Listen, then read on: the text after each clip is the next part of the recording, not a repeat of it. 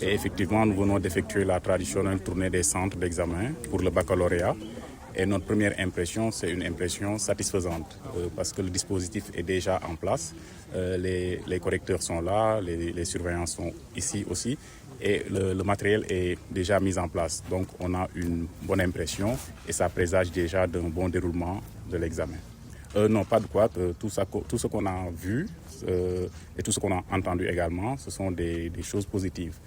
On a rencontré l'ensemble des présidents de jury et des chefs de centre qui nous ont rassurés, qui nous ont dit que le personnel surveillant était à l'heure, donc les candidats aussi étaient à l'heure et il n'y a pas eu de résistance par rapport à l'accès des téléphones portables. Les élèves ont collaboré, les candidats ont collaboré, donc ça s'est passé très bien. Jusque-là, aucun couac n'a été signalé et ça nous rassure. Oui, le dispositif a été bien mis en place. Les policiers étaient sur place à 7h30 et ils ont procédé à la fouille de certains sacs et aussi on a insisté sur le fait de ne pas autoriser les téléphones dans les centres. Donc je pense que tout a été fait pour que l'examen se passe dans les meilleures conditions. Donc juste peut-être préciser que pour la région de Thiès, nous avons 28 097 candidats, dont 59% de filles pratiquement et 40% de garçons. On a aussi 14,41% de candidats dans les séries scientifiques. Donc ça montre qu'on a toujours ce décalage-là avec les séries scientifiques. Mais je pense que l'effort de promotion des séries scientifiques doit continuer et on va continuer à le faire pour avoir plus de scientifiques et pour avoir plus de techniciens également. waaw tey dañ fi def tournée dañoo wër ay centres yoo xam ne dafa am ay candidats yu fay def baccalauréat ñu ñëwoon nag saytu xool loo xam ne waroon nañ ko def ndax def nañ ko wante li ñu gis dafa dal suñu xel lool parce que gis nañ ne ñi waroon surveiller ñëw nañ ñi waroon jàpp personnel administratif bi tamit ñi waroon jàpp ci organisation bi ñoom it ñëw nañ te ne nañ correcteurs yi commencé nañoo ñëw ndànk-ndànk ce qui fait que ne suñu xel dal na wàllum kaaraange gi bi tamit policiers yi ñu ngi fii daanaka tout est en place pour ñu am examen boo xamante ne examen bu mucc ay la ñi war a jàll yaakaar naa ne dinañ jàll. waaw daanaka candidats yi ñoom yëgaloon nañ leen li seen wareef moo tax ñoom tamit bi ñuy ñëw dañ cee tënku amuñu benn candidat boo xam ne bëgg na dugal na par force téléphone am wala jéem nañ jël téléphone am mu bañ ñoom ñëpp daal nangu nañ ils sont dans la collaboration ce qui fait que ne loolu moo tax examen bi ba léegi remarqué wuñu benn quoi. Oui, vous savez que dans toutes nos statistiques, il y a une percée des filles. Vous avez constaté que cette année, en 2024, les filles étaient de 59%. Cette année, elles sont presque à 61%. Donc, parmi les effectifs, les candidats au baccalauréat. Donc, cela peut-être dénote vraiment de tous les efforts que l'État et ses partenaires, bref, toute la communauté éducative en tout cas, sont en train de faire en direction donc pour la promotion de l'éducation des filles. Maintenant, c'est une tendance certes positive, mais une tendance quand même qui doit nous servir d'alerte pour que d'ici à quelques années, qu'on n'ait pas vraiment des écarts assez importants entre les filles et les garçons. Parce que l'objectif, c'est vraiment faire en sorte que tous les enfants de ce pays puissent aller à l'école, qu'ils soient garçons ou filles, puissent aller à l'école, y rester et y réussir. Oui, généralement, ils sont pour l'essentiel au niveau du centre lycée Malick Sy, c'est l'INEFJA et quelques autres candidats venant vraiment ils représentent environ pour moins de 1% des effectifs.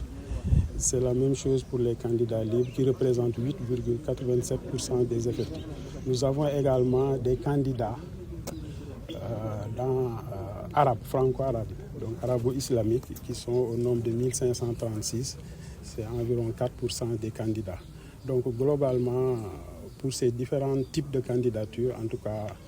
il y a des mesures spécifiques qui sont mises en place. Il y a également un dispositif d'accompagnement, surtout pour ce qui concerne les candidats à besoins spéciaux,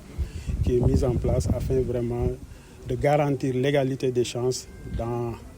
durant, en tout cas, dans l'administration des épreuves, mais également dans tout ce qui est proclamation des résultats et autres, parce que nous surveillons un peu ces aspects liés à l'équité et à l'égalité des chances. La tendance boobu moom daanaka du ci baccalauréat bi rek boo ko xoolee de plus en plus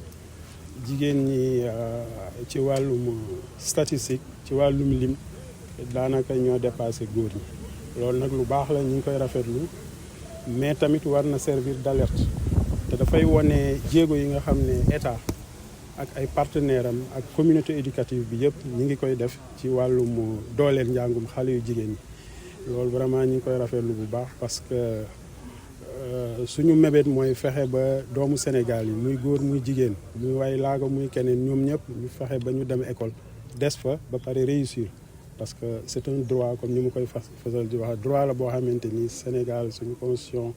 ak suñu loi d'orientation daf ko garantir mais statistiques yooyu tamit maanaam jigéen ñi ni ñuy progresser war na nekk alerte bu ko defee ñu fexe ba daal du ñu dem ci at yi di fexe ba benn xale bu góor du des ci école bi lu baax la mais tamit lu ñu war a surveiller la daal ba nga xam ne Sénégal comme ni ma ko waxee benn xale du des ginnaaw muy góor muy jigéen. waa candidat libre yi moom lim bi mi ngi toll ci 2 junni yu teg ñetti téeméer ak ñeent fukk ak juróom boo ko xoolee téeméer boo jël daanaka juróom-ñett yi ay candidat libre lañ. way laago yi nag ñi ngi leen tasaare ci yenn centre yi mais li ci ëpp mi ngi lycée Malick Sy ñoom téeméer boo jël daanaka lu toll ba ci benn mooy nekk ay way laago am nañ tamit ay candidats yu ñu naan arabo islamique la ñuy def mooy bac lettre arabe ñoo ñi ngi toll ci junni ak juróomi téeméer ak fanweer ak juróom daanaka téeméer boo jël ñeent yi maanaam ci genre bac boobu la ñuy def ba tax na nag candidature yooyu yëpp muy arabe bi muy ñi amee way laago ku ci nekk am na ay matuwaay yoo xamante ni jël nañ ko depuis l'office du bac pour que kenn ku ci nekk en tout cas quel que soit sa statut nga mën a def examen baccalauréat ci anam yu mucc ayib ba nga xam ne ñoom ñëpp dañuy garantir li ñu naan égalité des chances loolu tamit matuwaay la yu ñu jël am na loo xamante ni xëy na waxuma ko ci tubaab mais bëggoon naa ci dellu si mooy premier résultat au bac technique jot nañ ko su ma yeboon ne sax résultat définitif baccalauréat technique boobu tamit vraiment xayma bi maanaam téeméer yoo jël juróom-ñett fukk yi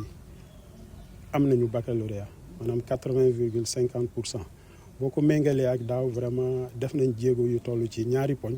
loolu tamit ñi ngi koy rafetlu bu baax gouverneur wax na ko te ñi ngi ñaanal aussi candidat baccalauréat général yi vraiment ñu am résultat yu baax a baax yu gën yi nga xamante ni amoon nañ ko daaw.